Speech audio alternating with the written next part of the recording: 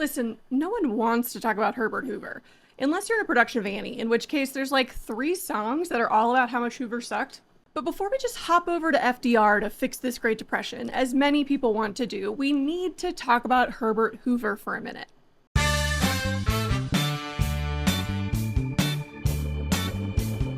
His name eventually became synonymous with the government's failure to react to the Depression. I mean, homeless encampments were nicknamed Hoovervilles. But I do want to redeem Hoover slightly. For one, I would at least like to show you that Hoover tried.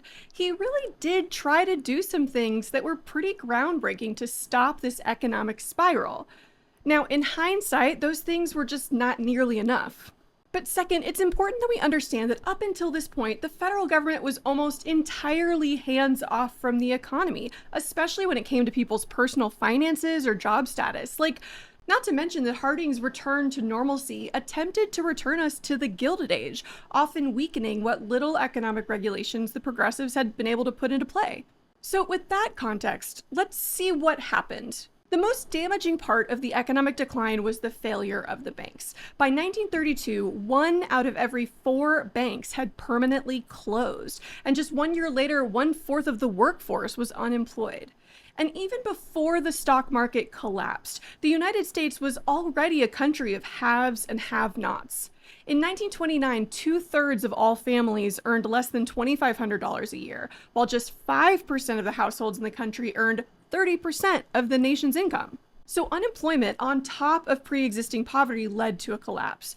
Bread lines and soup kitchens opened up, people were evicted and set up in shanty towns that they called Hoovervilles. So-called hobos, which is not a word we use anymore, became a fixture of most cities, hitching rides on trains to find work wherever they could. And I should say that not every American in the 1930s became instantly poor. In fact, some people were able to get rich if they had enough money to buy up all the stocks that were now dirt cheap.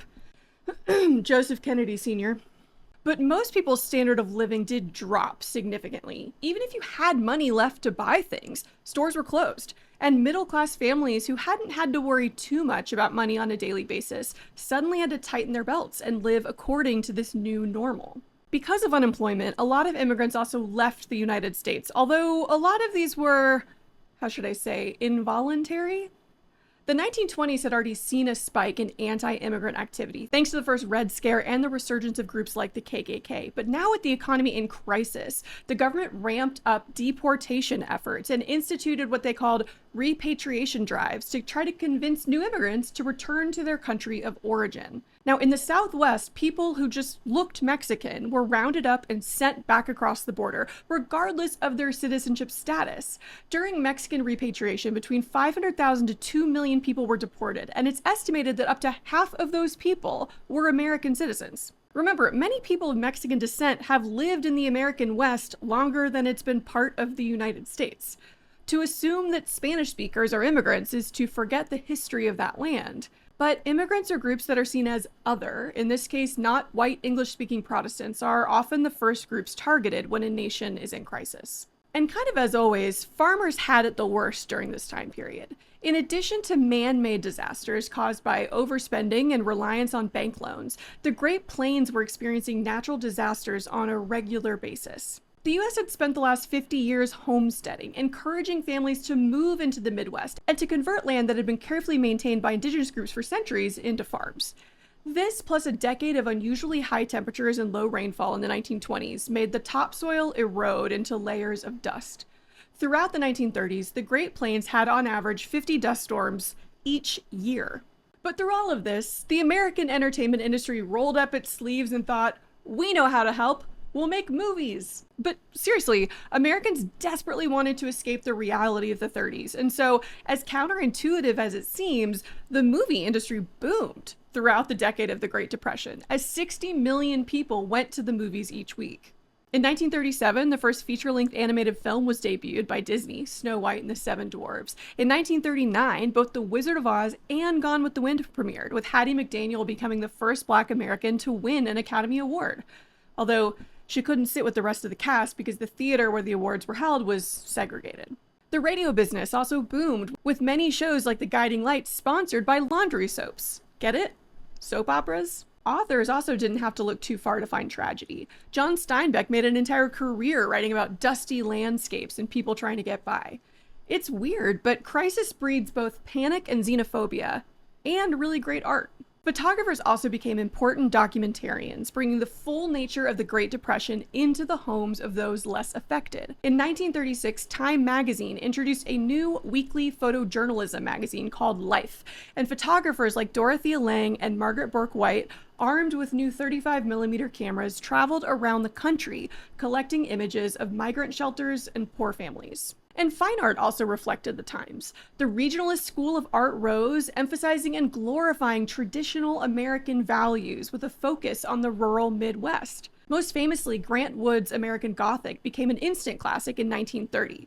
Now, many people now see this painting as satire, like poking fun at uptight Midwesterners, but Wood intended for his painting to be a reassurance and a spotlight on hardworking farmers trying to get by. Okay, so things were bad, but art was good. So what did Hoover do? Well, Hoover did a lot, maybe too much if you were to ask Republicans during his presidency. Remember, Hoover had been the poster child for 1920s conservatism. He was from the Midwest, Iowa. He was the first president to be born west of the Mississippi River. He was part of the very first graduating class from Stanford, and he took up a lucrative job as a mining engineer. Hoover was incredibly smart, hardworking, and well-respected, and eventually became a multimillionaire. During World War I, he used his time and resources to organize food and supplies to be delivered to Europe. When the U.S. officially entered the war, Wilson appropriately appointed him to head up the Food Administration, where he encouraged Americans to conserve food wherever they could so that meals could be shipped over to Europe. Hoover received thousands of letters from people across Europe thanking him for the free meals that became known as Hoover lunches. Oh, I'm kind of sad for him that that's the Hoover nickname that didn't stick. He then served Presidents Harding and Coolidge as their Secretary of Commerce throughout the 1920s, and while the decade saw the economy go mostly unregulated, Hoover did take an active role in promoting new industries. He helped get the new radio, broadcasting, and civilian aviation industries off the ground. Get it? Because planes.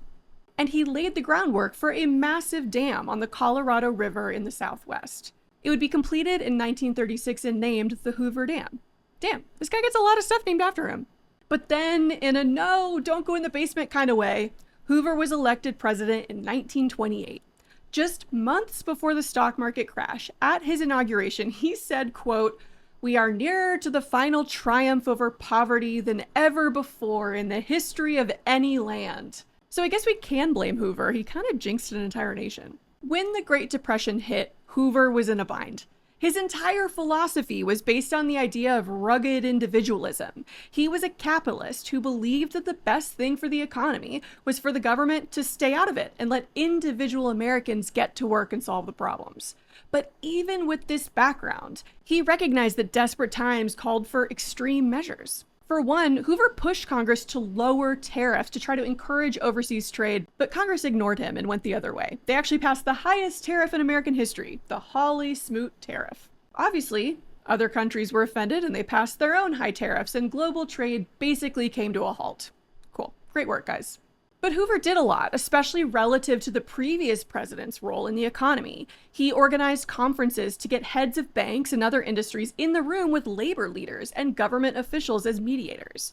He increased funding for public works. He asked the Federal Reserve to put more money into circulation so that banks could still loan money to successful businesses, but the Fed refused. Come on, Fed, you have one job.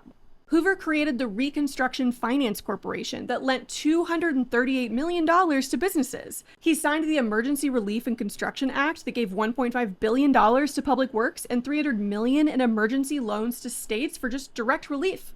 This was the first time in American history that the federal government just gave money to its citizens, but all of this was still not enough to jumpstart the economy. Now, as we so often do, Americans blamed the president for all of their problems, and other political parties capitalized. The Democrats did well in the 1930 midterms, and the American Communist Party had a moment to shine, organizing hunger marches on Washington with 1,200 people chanting, "Feed the hungry, tax the rich." But the most famous protest of this era came from the historically untouchable group in American history, veterans. Okay, let's back up. So after World War I, Congress promised each veteran a $1,000 bonus in 1945. The thinking was this was right around when many of them would retire, so it was kind of like a guaranteed pension. When the Depression hit and they were struggling to, feed their families, veterans were like, you know what? I think I'll take that money now, please. So in 1932, thousands of unemployed veterans showed up in the nation's capital wearing ragged military uniforms. They named themselves the Bonus Army, and they set up camp in D.C. Eventually, 15,000 people joined the movement, but Congress vetoed the bonus bill, and Hoover refused to even meet with the protesters. Going even further, in July, Hoover ordered these shanty towns to be cleared. Now, police were ill-equipped to handle the crowd, and they ended up firing into the crowd, killing 2 war veterans. And Hoover debated whether or not to send in troops. Send in troops against unemployed veterans. What are we doing? But his Army Chief of Staff thought, I got this. Leave it to me. He sent in cavalry, infantry, and tanks to clear the camps. Again, this is the U.S. military sending in tanks against unarmed military veterans asking the government for help. 700 soldiers tear-gassed the crowds and burned their shacks. And who was that Army Chief of Staff, you ask? Oh, none other than the eternally infuriating General Douglas MacArthur. That's the first in a long line of moments when MacArthur's going to ignore orders and be like, I got this. MacArthur. Okay, all of this is to say that by the 1932 election, Hoover was unpopular. Republicans were swept out of power across the nation, and in Washington, the granddaddy of all Democrats entered the Oval Office. Come on in, Franklin and Eleanor. It's your time to shine. Thanks for watching. Like and subscribe, and join patreon.com/antisocialstudies.